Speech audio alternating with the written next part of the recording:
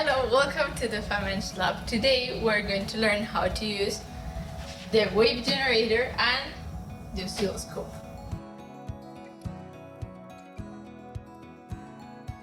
This is a wave generator. First, you have to turn it on. It's like a power supply but for AC. In here you have to choose the type of wave you want to generate, so it can be a sinusoidal wave, square wave, or a triangular wave. In here you choose the frequency. This one is in 1 kilohertz. And if you want to choose the amplitude, you have to press shift. In here, the voltage, and with this one here that says amplitude, you change the voltage. Now, if you want to output this signal here, you will have to press output on and then connect your coaxial cable in here, being very careful, and just like that.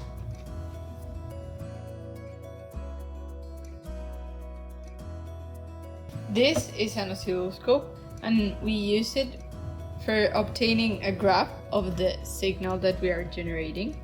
This time, for the example, we're going to use the wave that it's being generated by the wave generator. The oscilloscope has two input channels, channel 1 and channel 2. This time we're going to use channel 1. So if we connect it here, you can see now it's getting the signal, but it's so confused because it doesn't know what scale it's using.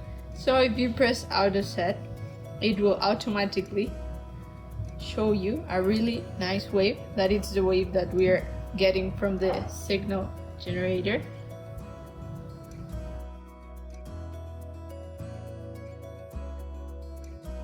To connect the oscilloscope and the wave generator, you will use a coaxial cable that looks something like this. On the inside, it's like this. This center part carries the signal, and this part on the outside is for protecting it.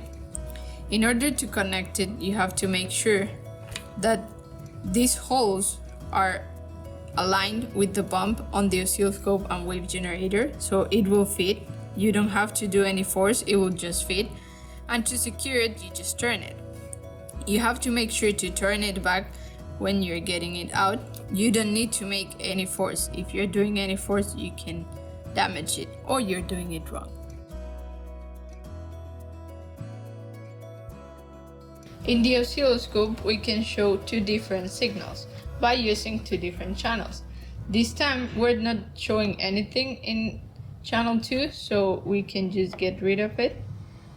But in channel 1, we can also get measurements of the wave.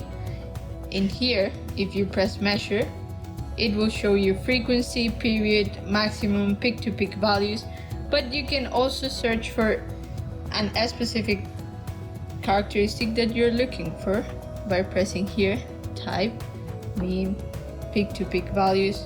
All of these are useful for your labs, so that's why you use the oscilloscope. Now you know how to use the oscilloscope. Hope this has been useful, and see you in the next video.